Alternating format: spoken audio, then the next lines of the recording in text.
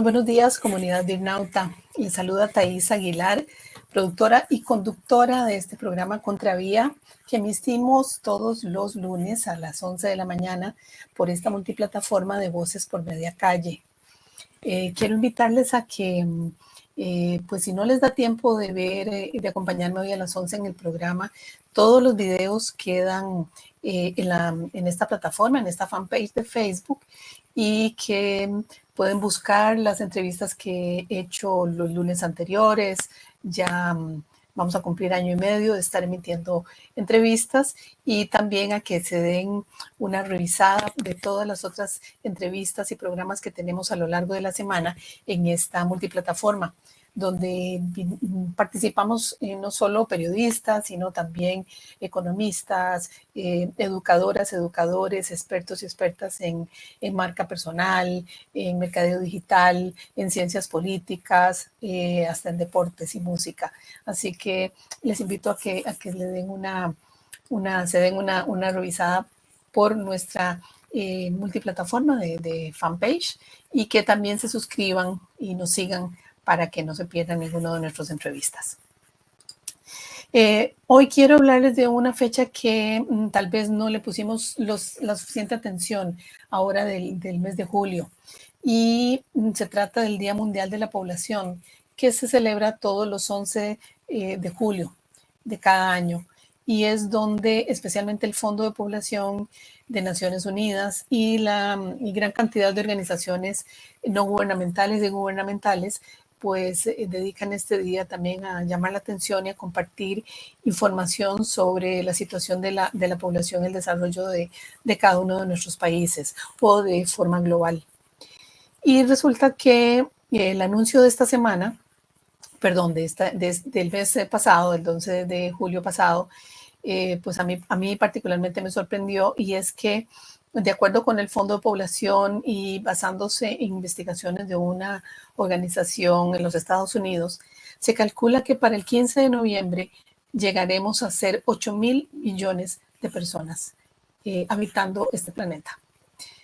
Recuerdo que por el año a mediados de los años 90 alcanzamos a ser 7.000 millones, si mal no recuerdo. Y esto es un crecimiento sin precedentes. Así que esta noticia pues puede ser motivo de celebración en realidad, porque evidencia un éxito en nuestra gestión como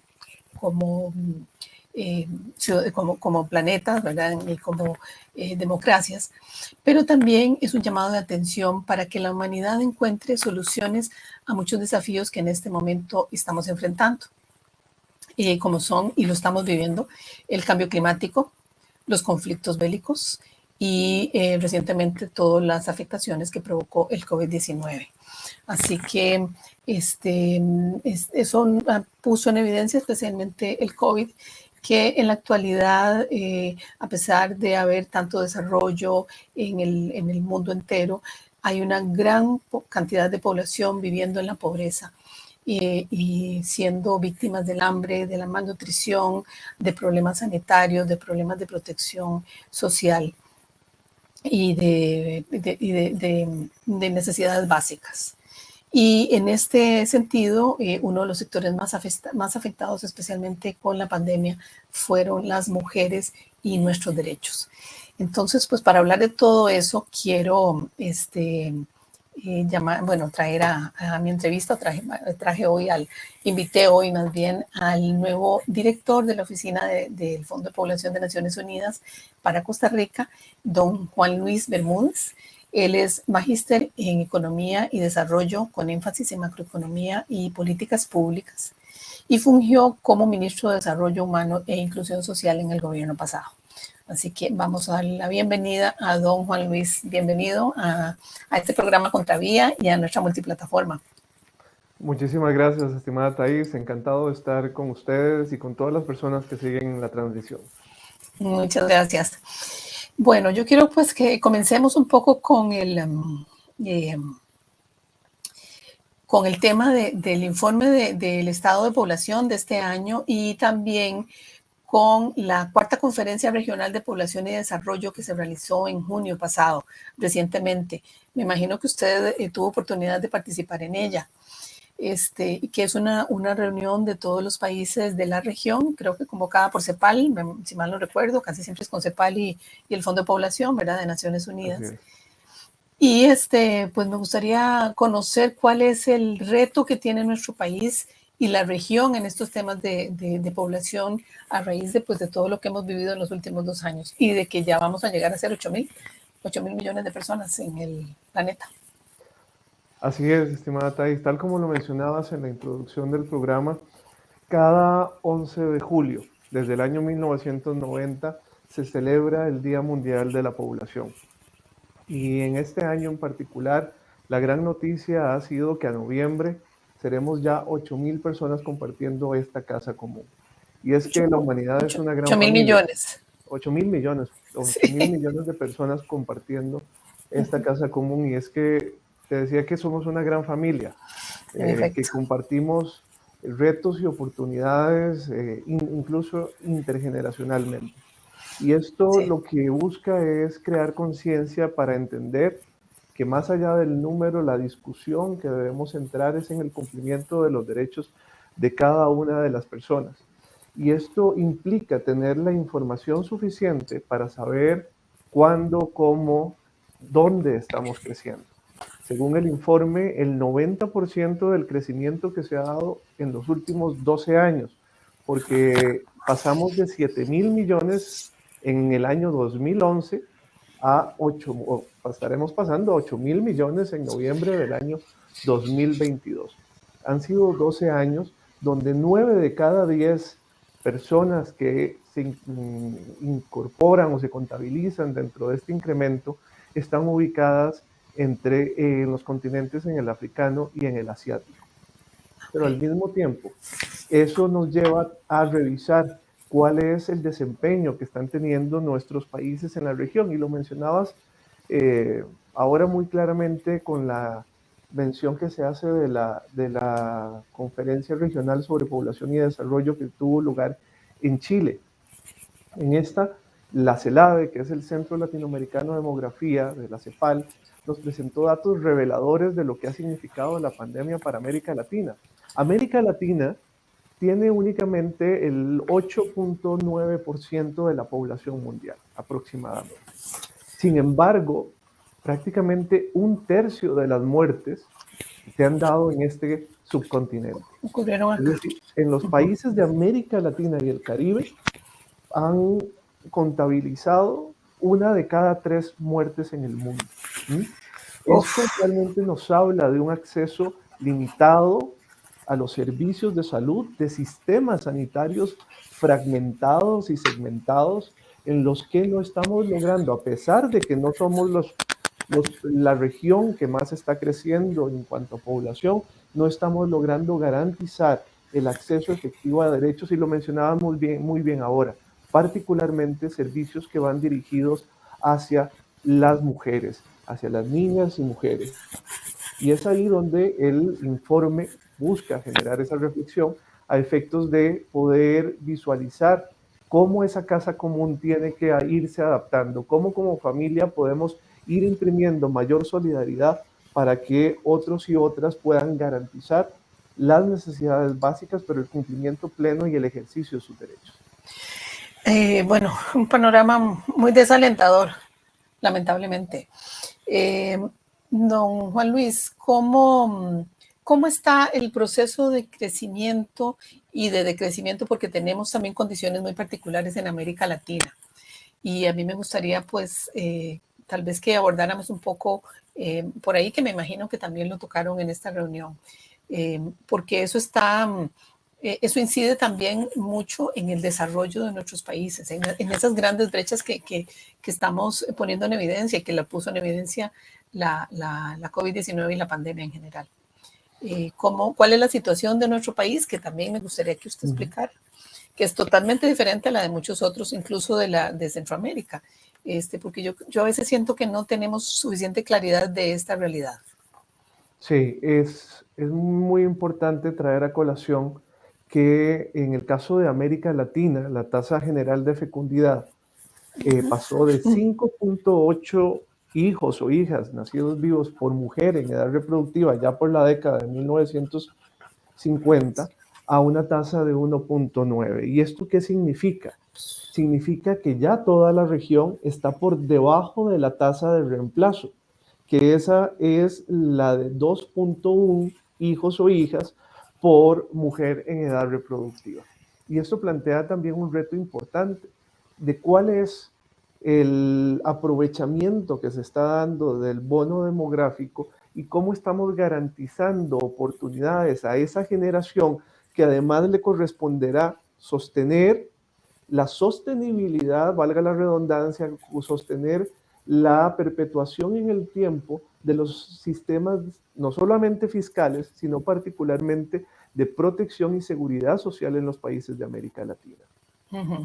Y es entonces cuando uno podría decir, América Latina está muy bien, está garantizando acceso a anticoncepción de manera oportuna, está garantizando educación integral en sexualidad a sus jóvenes, pero ojo, cuando vemos un poquito más hacia abajo, desagregamos más los números, nos damos cuenta que, por ejemplo, la fecundidad en adolescentes en América Latina y el Caribe, hablando de un rango de edad de 15 a 19 años, es la segunda más alta de las regiones del mundo.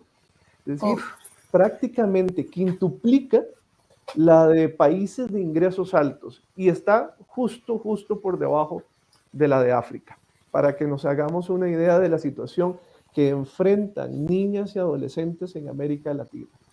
¿Y eso cómo afecta al desarrollo de los países? Que casi siempre hablamos de esa cifra que es espeluznante, pero me parece que no tenemos como muy claro eso qué desafío tiene, representa para nuestras sociedades, para nuestros países. Tiene múltiples desafíos, iniciando incluso desde el ámbito individual. Estamos hablando de niñas y adolescentes que han interrumpido su proyecto de vida, muchas veces tienen que salir son expulsadas del sistema educativo, son víctimas de la exclusión educativa en razón de que asumen labores de cuidado de manera muy temprana.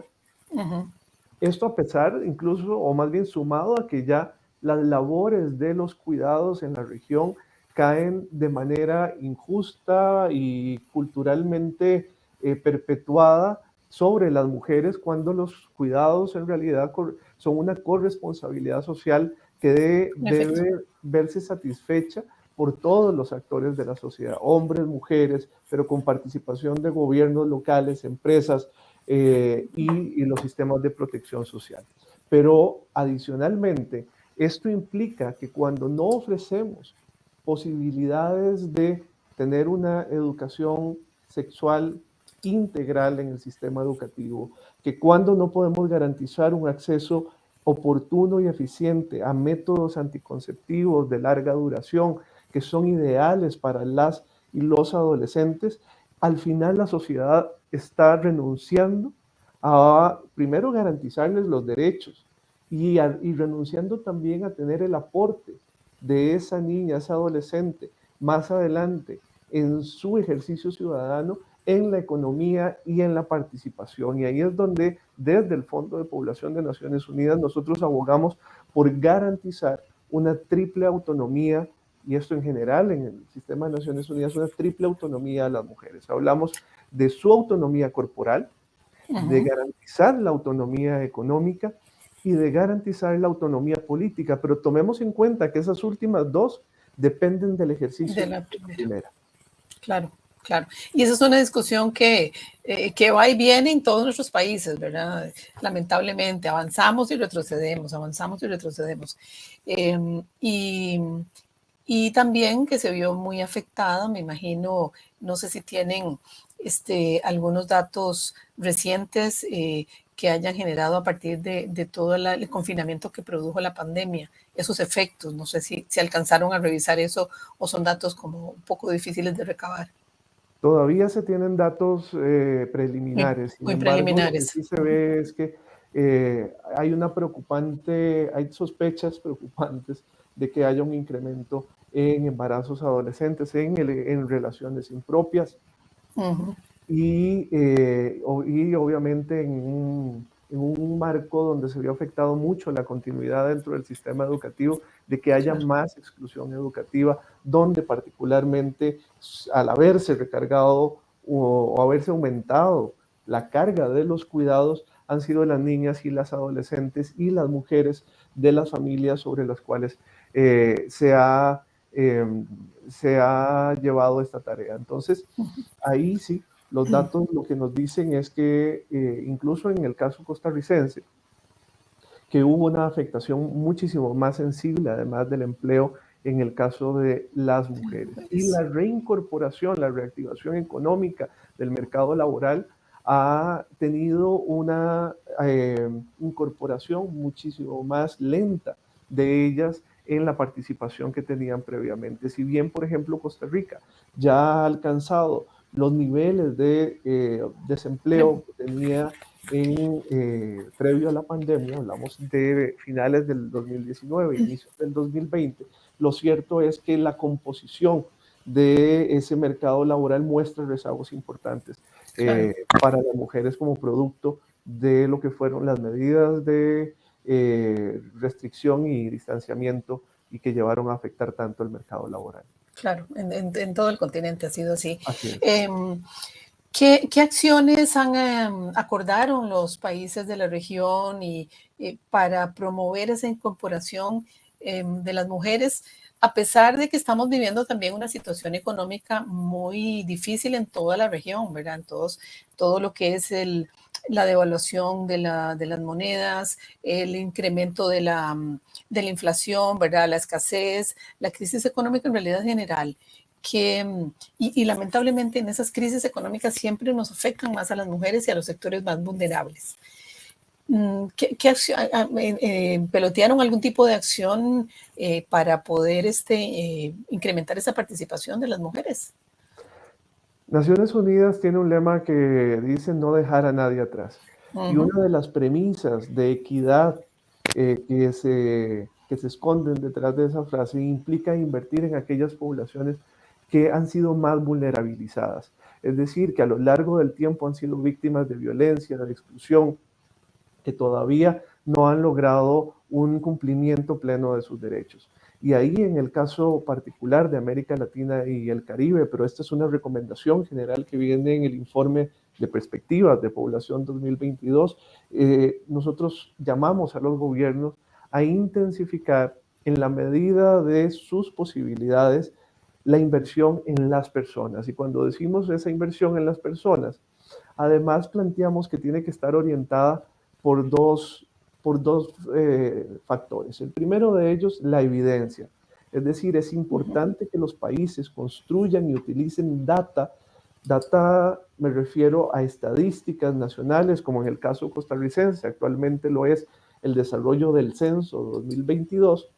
Y segundo, que se guíen por la ética de ese mandato de no dejar a nadie atrás, es decir, invertir en aquellos que tienen mayor rezago, porque mal harían los gobiernos si invirtieran únicamente en aquellas capas que están, por ejemplo, más cercanas a dejar los límites o los umbrales de la pobreza y la vulnerabilidad, dejando cada vez más excluidos a quienes están, por ejemplo, en una situación de pobreza extrema, o a aquellas mujeres que enfrentan múltiples situaciones, nosotros le llamamos interseccionalidades, es decir, que además de ser jefa de hogar, tiene a su cargo personas con discapacidad, pero ella misma es una adulta mayor, que tiene condiciones por ser voy a poner un ejemplo, por ser una mujer migrante, tiene condiciones de acceso distinto a los servicios diferenciados y de forma negativa para poder garantizar protección social a su familia. Bueno,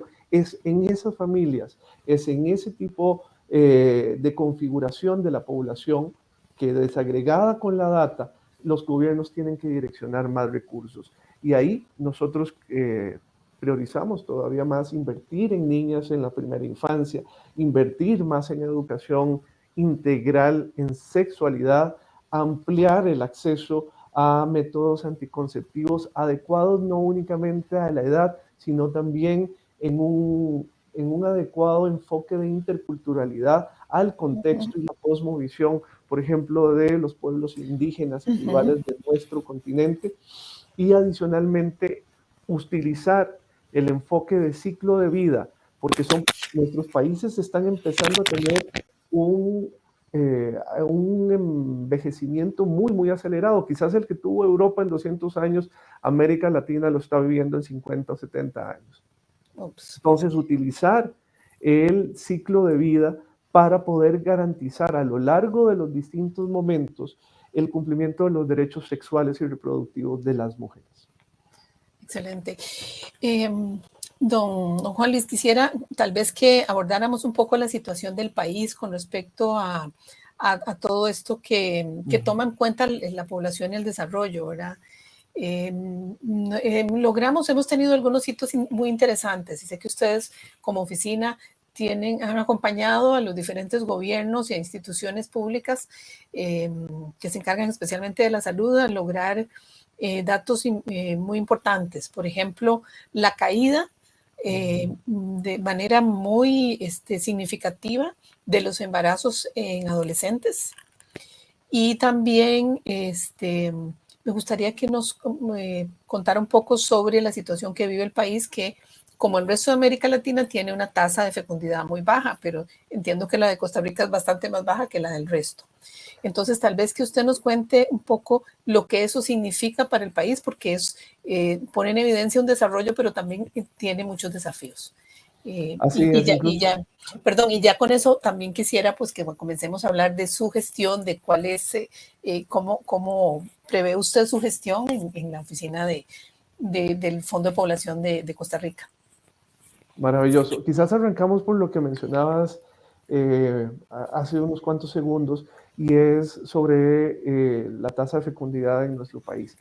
Costa Rica tiene una tasa general de fecundidad de 1.4 hijos o hijas por mujer en edad reproductiva. Es decir, realmente nosotros como país tenemos en este momento un gran reto que tiene que ver con la inversión de la pirámide poblacional. Es decir, hemos estado ya aprovechando nosotros le llamamos bono demográfico, es decir, un gran número de hombres y mujeres en edad productiva que permiten que el país genere un crecimiento económico, en el cual es muy importante invertir en la construcción de un sistema de seguridad y de protección social y adicionalmente de una adecuada redistribución para garantizar condiciones de vida de bienestar para todas y todos. ¿Esto qué significa? Significa que Costa Rica a lo largo de los últimos 80 años ha invertido en un sistema de salud con una aspiración de universalización. Me refiero a los inicios de la Caja Costarricense de Seguro Social, allá en el año 41, que ha permitido reducir la mortalidad infantil, es decir, que garantiza que prácticamente el 99, 98, 99% de los nacimientos sean atendidos por profesionales en salud.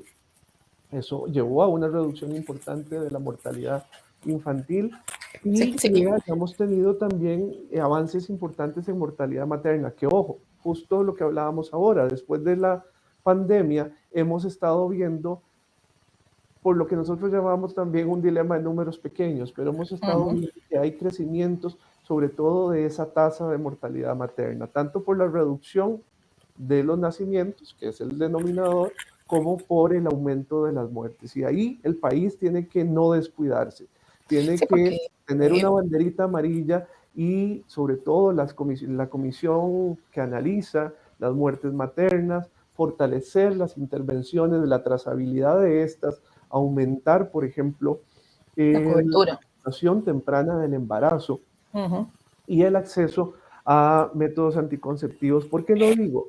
Porque Costa Rica, al igual que prácticamente que el resto del mundo, sigue teniendo aproximadamente 50% de embarazos no intencionados. Ojo lo que estoy diciendo. No planificados, ¿verdad? Exactamente. Es decir, que muy alto. Esto además está determinado por una brecha muy importante que es el 13% de las mujeres, 13.7% de las mujeres en edad reproductiva no han satisfecho sus necesidades de anticonceptivos, pero cuando vamos a verlo, algunos segmentos etarios de adolescentes, ese porcentaje incrementa hasta un 30%. Ojo lo que estamos diciendo, en un país con un sistema universal de salud, adicionalmente tenemos problemas de acceso, pero incluso quienes tienen acceso, resulta que un 60% aproximadamente de las personas que adquieren sus anticonceptivos lo hacen en el sector privado, con un gasto de bolsillo muy importante que es mayormente significativo para familias en situación de pobreza extrema y pobreza. Entonces, ¿Y eso a qué se deberá? ¿A qué atribuyen ustedes? ¿Tienen algún estudio al respecto? Somos un país muy pequeño, yo creo que podríamos identificar cuál sería el problema, ¿no? Hay barreras de distinta naturaleza. Algunas de ellas tienen que ver con barreras culturales, sociales, en las cuales todavía, por ejemplo, a pesar de que las áreas de salud, a pesar de que los centros educativos hacen un proceso con los programas de sexualidad y afectividad de garantizar información, consejería y acceso, hay en el momento final hay muchas veces imposibilidad de que esas barreras culturales hayan cedido como hemos querido, como debería ser para garantizar un pleno acceso a las adolescentes. También tiene que ver con una distribución una distribución del mercado de los anticonceptivos donde el sector privado pues obviamente ha empujado desde la oferta, la generación de demanda en el sector privado, a pesar de que es un derecho que debe ser satisfecho por los servicios de salud pública. También hemos visto barreras administrativas donde, por ejemplo, si bien en el caso de las adolescentes, hay una gama amplia en todo el país de anticonceptivos que incluyen los de larga duración, nos estamos refiriendo en este caso, por ejemplo, a los dispositivos intradérmicos que permiten que por un plazo de 3 años no puedan, digamos, no tengan el riesgo de quedar embarazadas. Lo cierto es que en el caso de mujeres adultas, esa oferta se limita más.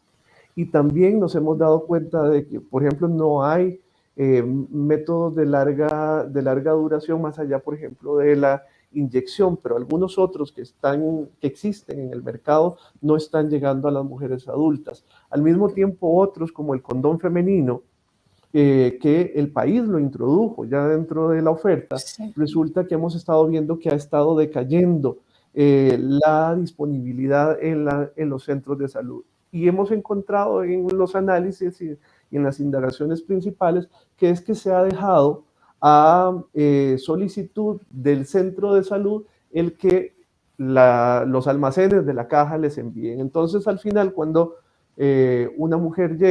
una pareja llega al centro de salud, quiere tener su consejería de planificación familiar, lo cierto es que la oferta que tiene disponible no es la que permite garantizar el derecho de la libre elección.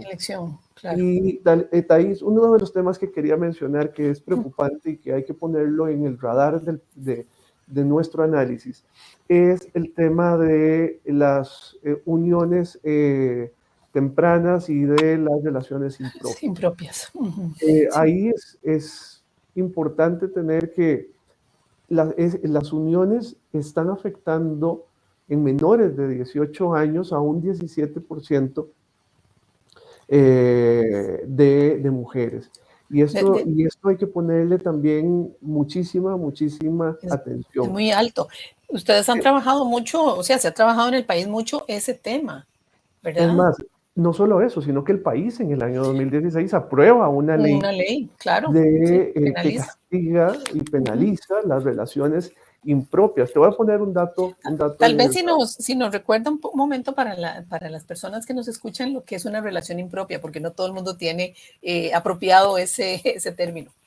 Digamos, no lo entiendo. Así es, relaciones impropias se van a considerar aquellas que son relaciones sexuales que se tienen entre una persona adolescente, hombre o mujer, que está entre los 13 y los 17 años, donde, dependiendo si está de 13 a 15, la diferencia no puede ser mayor de 5 años y en adelante no puede ser mayor de 7 años.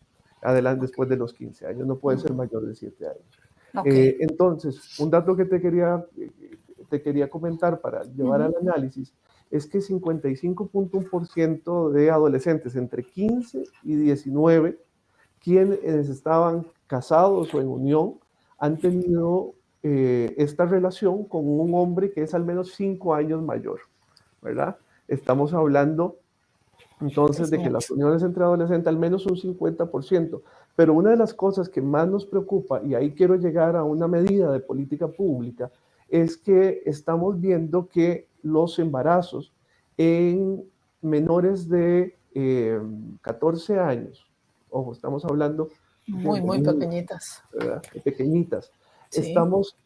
Están apenas registrándose alrededor de un 4% como relaciones impropias y violaciones. Sin embargo, cuando nosotros vamos a buscar la figura de quién es el padre, aparece alrededor de un 80% de padres no declarados o no registrados. ¿Y qué es lo que se está escondiendo ahí? Ahí lo que se está una relación de poder en la familia impide identificar quién fue el progenitor de ese niño, producto además muy probablemente de un par en edad de una violación. Incluso puede ser que el resto de casos también, de violaciones que no están siendo, ojo, que no están permitiendo tener la información para que el sistema judicial pueda realmente sentar esas responsabilidades. Y ahí creemos nosotros que Costa Rica tiene un reto muy importante y es una brecha jurídica que existe entre la ley de paternidad responsable y la ley de relaciones impropias. ¿Qué sucede cuando no hay padre declarado? Debería, y esto abrimos la pregunta aquí, ¿debería Costa Rica establecer la obligación de todos los hombres adultos alrededor de esa niña de realizar un examen de ADN sin revictimizarla a ella y empezar a cambiar estas prácticas dañinas en el desarrollo, porque además el impacto que tiene un embarazo en edades tempranas en el cuerpo y a lo largo del ciclo de vida de ella, ya una vez que sea mujer, es realmente negativo. Dramático. Es dramático. Y doloroso. Y Costa Rica es un país que tiene una historia de defensa de protección de los derechos de la infancia, de niñas y adolescentes, en el cual creo que este es un tema que debemos discutir en el marco de mejoras al cumplimiento de los derechos. Don Juan Luis, es que es un dato realmente muy elevado. Está hablando de la mitad de las adolescentes. La mitad de las adolescentes, hablamos ahí de dos datos para precisar. Uno, la mitad de las adolescentes que estaban en unión o casadas han tenido un vínculo con hombres mayores, con diferencias mayores incluso a 5 años. Pero ahora, yendo en el caso particular de aquellos donde se ha dado un embarazo en menores de 14 años, en menores de 14 años, es donde hasta un 80% de estos no tienen al padre registrado. Si nosotros sumamos a los que sí fueron identificados, más este grupo que muy probablemente sea del entorno familiar. Las investigaciones nos lo han dicho, ¿verdad? Están en el entorno familiar y cercano. Muy cercano. Ahí deberíamos estar incurriendo en procesos que sienten responsabilidades. Sin embargo, la no obligación de generar esa trazabilidad del ADN del bebé o la bebé que ha nacido impide que se sienten entonces en este caso, sobre los agresores. Claro. Ese dato es terrible. O sea, realmente es preocupante. Me imagino que además debe haberse incrementado, porque como sucedió con los 2 años en que pasamos en estos recurrentes confinamientos, en que aumentó en general la violencia contra las mujeres muchísimo y la violencia sexual contra mujeres y menores de edad en general. Así es. Efectivamente, Las manifestaciones de la violencia en general aumentaron en todos desde el año 2020. Si bien el primer año lo que vimos fue que incluso tuvimos en el caso de violencia hacia la mujer, tuvimos una reducción de las denuncias, porque lo que sucede es que la víctima estaba con su agresor en la casa. Sí. Lo cierto es que a partir de ahí pudimos ver un crecimiento y consecuencias que todavía el país no ha logrado medir en toda su dimensión. Claro, claro, no, en efecto. Don Juan Luis, ¿y qué proyectos tiene usted en mente con la oficina del Fondo de Población? Sé que es una de las oficinas más pequeñas de todas las oficinas del Fondo en América Latina, porque somos un país que tiene una seguridad social muy exitosa, ¿verdad? Del líder en todo el continente y demás, y que no tenemos unas condiciones tan, desde el punto de vista de desarrollo de derechos sexuales y reproductivos, tan dramáticas como otros países, pero ya con este dato que usted nos acaba de dar, comenzamos a ver que el dramatismo está como en otros ámbitos. ¿Qué podemos esperar de su gestión desde el Fondo de Población de la Oficina de Costa Rica? Bueno, justo en este momento, Thais, estamos desarrollando nuestra planificación de los próximos 5 años. Así que yo llego a un momento en el cual el Fondo de Población de las Naciones Unidas estaba evaluando, tenía ya los resultados de la evaluación de su trabajo en los 5 años previos y podemos orientar adecuadamente frente a los retos del país, porque nuestras labores de acompañamiento a Costa Rica, cuando digo Costa Rica me refiero no solamente a autoridades nacionales, sí a ellas, pero también a organizaciones no gubernamentales, también al sector privado, a lograr lo que nosotros tenemos como nuestros 3 resultados transformadores en la organización a nivel global, que es poner fin a las muertes maternas prevenibles, poner fin a esa brecha de la que hablábamos ahorita, de una demanda de anticonceptivos que no han sido atendidas, que no han sido satisfechas, poner también fin a la violencia contra las mujeres y dentro de ello poder llegar a los grupos que por desigualdades y exclusiones históricas han sido dejados más atrás en los beneficios del desarrollo. Habiendo dicho eso, la particularidad de nuestro plan de trabajo hacia adelante es que ponemos el énfasis en un Costa Rica que está en transición demográfica. Es decir, que de aquí al 2050 habrá duplicado el número de personas adultas mayores, que tiene alrededor de un 20% de población en situación de discapacidad, que entonces a lo largo del ciclo de vida y bajo las distintas interseccionalidades de poblaciones, particularmente de mujeres, tienen retos muy específicos. Hay desigualdades que se concentran, estamos viendo en el acceso a los servicios de salud sexual y reproductiva en zonas fronterizas y costeras, en poblaciones migrantes, en el acceso oportuno a lo que deberían ser consultas preconcepcionales que permitan a mujeres y hombres tener la posibilidad de planificar su vida productiva, reproductiva a lo largo de esa ventana de tiempo, pero también pensar en el ejercicio de los derechos sexuales y reproductivos en la etapa de adultez mayor, ¿verdad? De eso nunca hablamos. De eso no hablamos. Nunca se habla. Pero parece que se acaba ahí. Voy a plantearlo como debe ser, con toda apertura. Es decir, los servicios de salud, hago la pregunta, ¿están adecuados para atender las consultas, el desarrollo de los derechos sexuales y reproductivos en mujeres adultas mayores, por ejemplo, lesbianas, mujeres trans, de parejas homosexuales?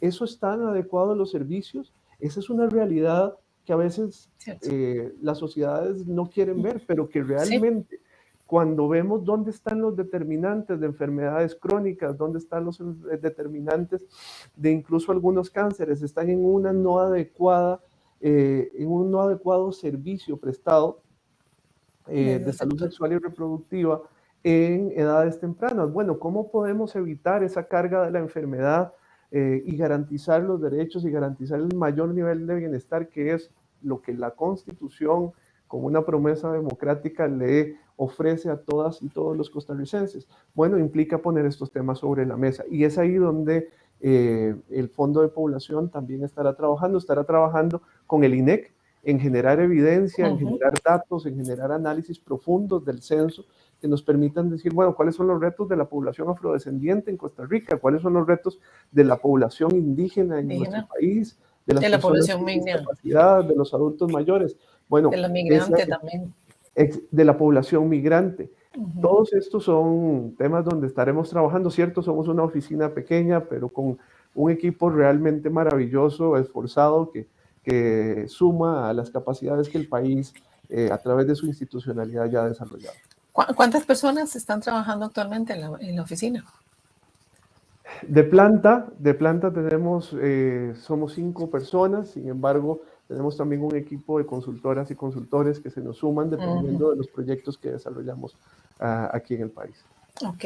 Y en los 5 años atrás, porque en realidad, o sea, yo conozco un poco el trabajo que ustedes hacen, pero no es como muy de conocimiento más global dentro del país, ¿verdad? Más popular lo que ustedes hacen. Y tal vez me gustaría pues que nos hiciera un breve resumen de cuáles fueron los focos de trabajo de los últimos 5 años y también lo que han tenido que modificarse, ¿verdad? No es lo mismo la oficina de población en Costa Rica que la oficina de población en Guatemala, por ejemplo, o en el mismo México, ¿verdad? Entonces tal vez que nos contara un poco de eso para conocer más del fondo. Bueno, nuestros 3 objetivos transformadores, los que mencionaba ahora, de poner fin a la violencia basada en género, de poner fin también a las muertes maternas prevenibles y a la brecha de acceso o demanda insatisfecha de anticonceptivos, han estado presentes también en los 5 años previos, pero hay algunos temas que son muy importantes.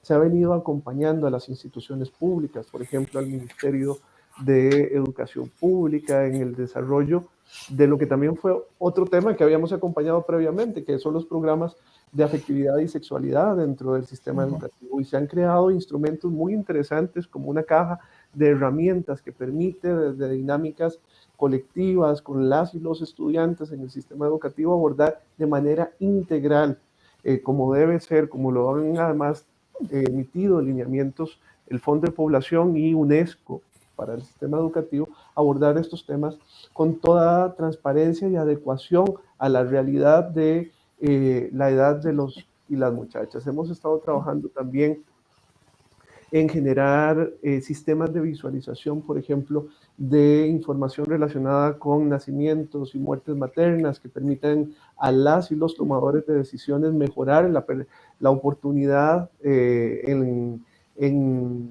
el acceso a la información que permita emitir políticas y generar algunas modificaciones en la prestación de los servicios. Hemos estado trabajando en el avance de lo que ha sido esta universalización y mayor expansión de la oferta anticonceptiva desde la Caja Costarricense de Seguro Social hacia las y los adolescentes, en lo cual también el Banco Interamericano de Desarrollo y el proyecto Mesoamérica han tenido una incidencia muy, muy importante.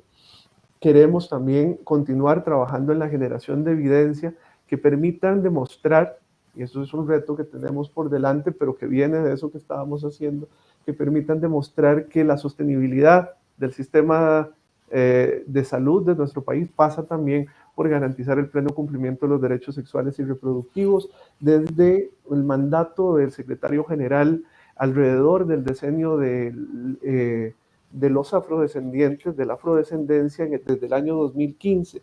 Hemos venido apoyando procesos de reivindicación y visualización de derechos, acompañando campañas contra el racismo. Particularmente este mes de agosto es justo el mes en que celebramos esa diversidad de una Costa Rica multiétnica y pluricultural, pero en la que recordamos que hay también una herencia de racismo histórico. non Muy cuento un fuerte todavía. llama el racismo estructural dogmático que todavía está presente en nuestra sociedad y que establece relaciones de poder que impiden garantizar oportunidades a las y los afrodescendientes, a los afro-costarricenses en nuestro país. Y entonces hemos estado trabajando con una agenda amplia, también acompañando poblaciones indígenas y poblaciones de migrantes que requieren el acceso a servicios básicos, también en situación de emergencia, porque el cambio climático afecta también el cumplimiento de los derechos sexuales y reproductivos en poblaciones que han sido afectadas, impactadas, y ahí Fondo de Población se desplaza, brinda paquetes de dignidad donde se garantiza que pueden tener continuidad en sus servicios y respondemos a lo que el país en ese momento nos diga, aquí es donde ustedes pueden apoyar. Donde necesitarían. ¿Y cómo hacen, siendo tan poquitos, cuando hay ese tipo de emergencia? Con mucha pasión y mística y con mucha evidencia. Es decir, Claro. todo lo que buscamos nosotros quizás es poner a disposición de las autoridades nacionales, reflejar muchas veces una mirada que no está siempre tan clara, que está muchas veces escondida debajo de los promedios nacionales, pero también crear capacidades en las instituciones públicas. Por dicha, este es un país que tiene una institucionalidad que hay que defender, que hay que rescatar y, como una gran ventaja del país, pero donde entonces deben ser depositados esos nuevos conocimientos, esas nuevas habilidades para que puedan universalizarse y cerrar estas brechas de desigualdad. Claro. Y ya para ir cerrando, nos quedan más o menos unos 10 minutos más. Quería preguntarles sobre los objetivos de desarrollo sostenibles, ¿verdad? Que han sido como la meta fundamental en general de todas Naciones Unidas y que bueno, que se supone que deberíamos alcanzar para el 2030 y que pues los últimos 2 y 3 años el mundo ha estado muy revuelto y no sabemos hasta dónde esa meta han tenido que moverla un poco o si siempre la mantienen, ¿verdad? ¿Cómo ve usted la posibilidad de alcanzar en medio de todo lo que estamos viviendo que eso lo logremos, al lograr los 17 Objetivos de Desarrollo Sostenible, que son muy amplios? Yo lo veo con esperanza, pero al mismo tiempo consciente de que esos desafíos no son pequeños. A ver, nuestra generación ha sido una de las que ha tenido no solamente la mayor cantidad de recursos y tecnologías, sino que realmente concretó una de las mayores reducciones de pobreza, particularmente incluso a inicios de este siglo milenio.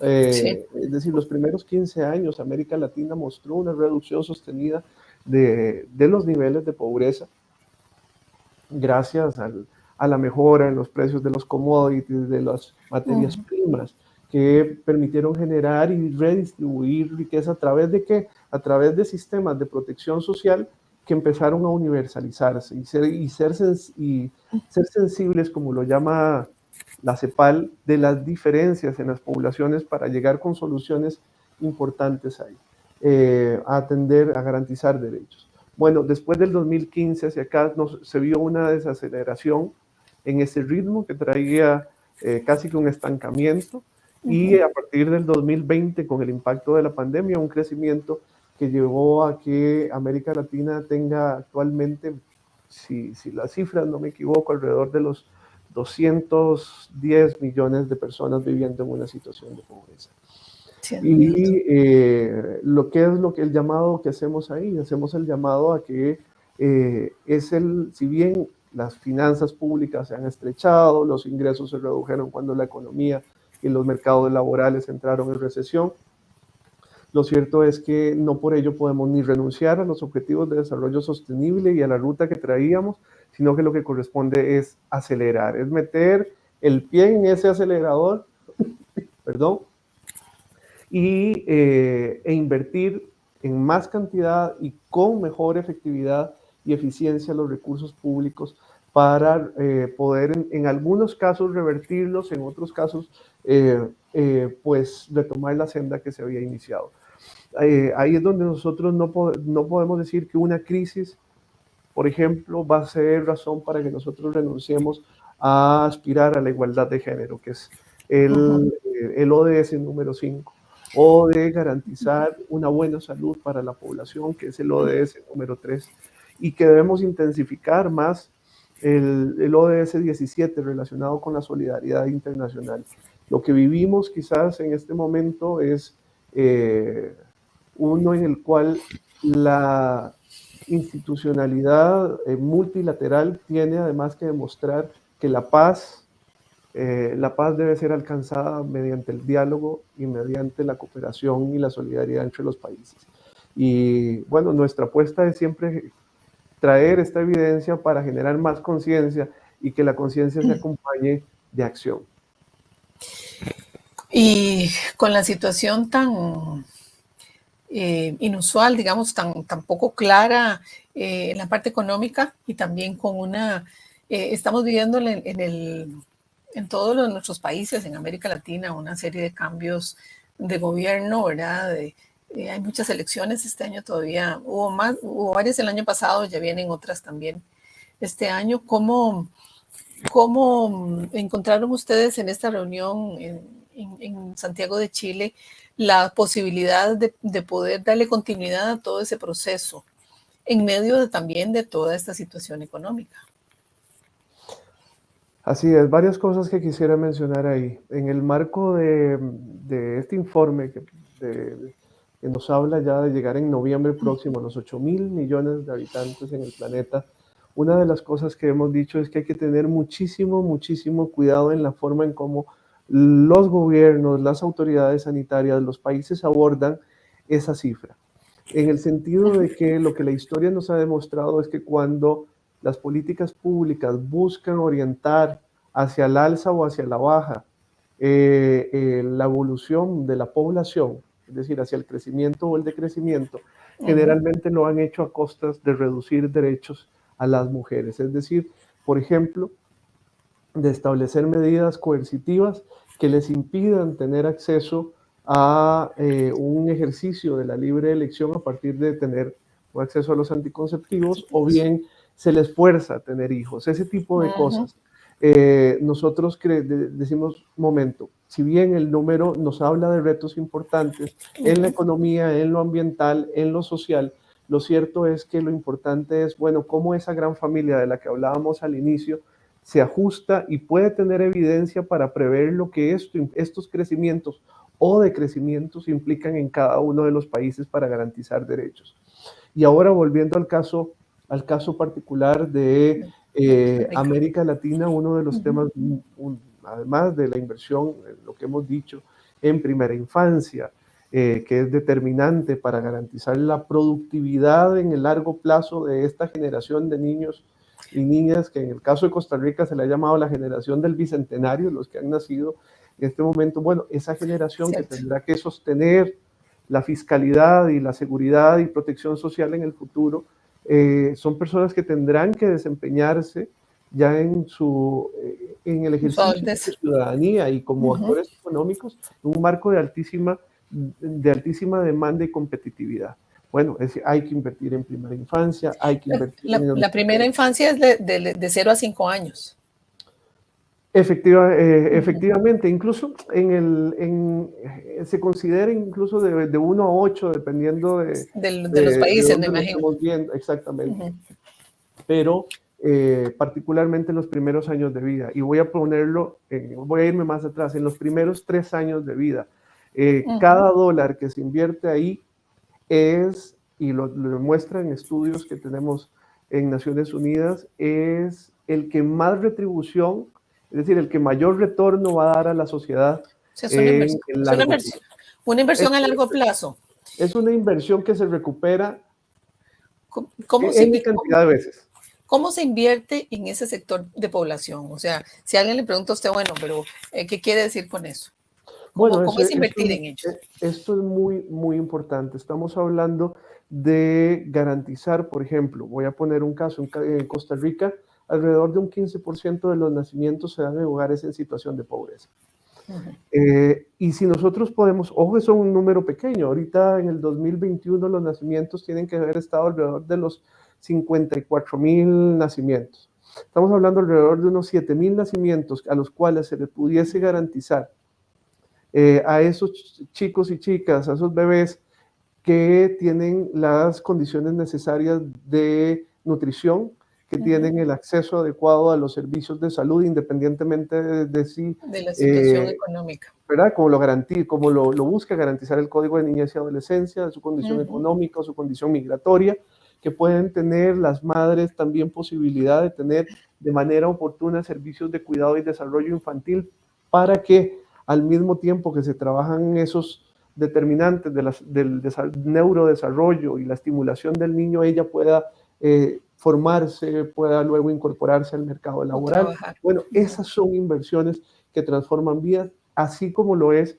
el poder llegar cada vez con mayor pertinencia cultural, por ejemplo, a los servicios de salud sexual y reproductiva en pueblos indígenas, en poblaciones afrodescendientes y en población migrante. ¿Y cómo está el país en esa área? Bueno, ahí tenemos brechas que se han identificado, pero en las cuales en los próximos años queremos estudiar junto a las autoridades costarricenses en mayor profundidad.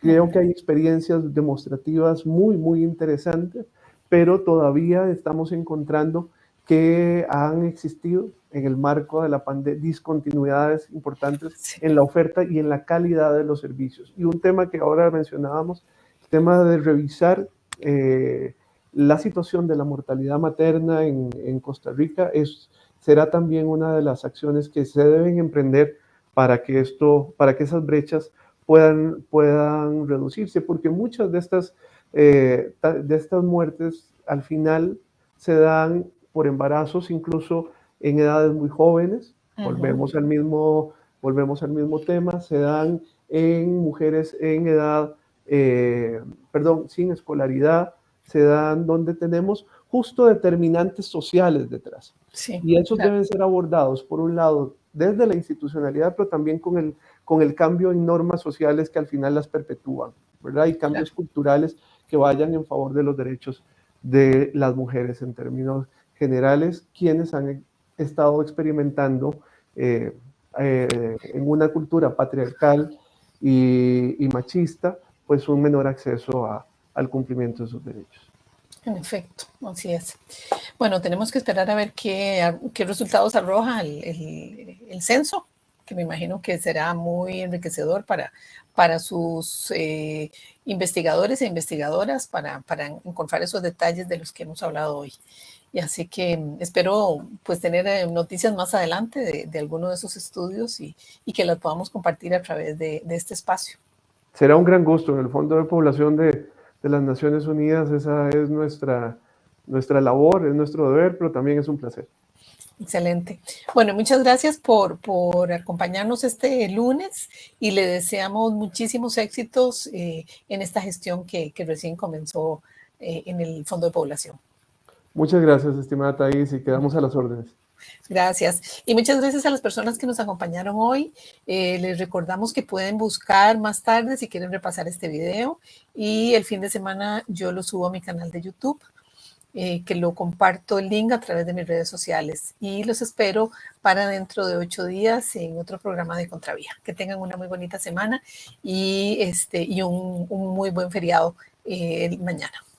Hasta la próxima.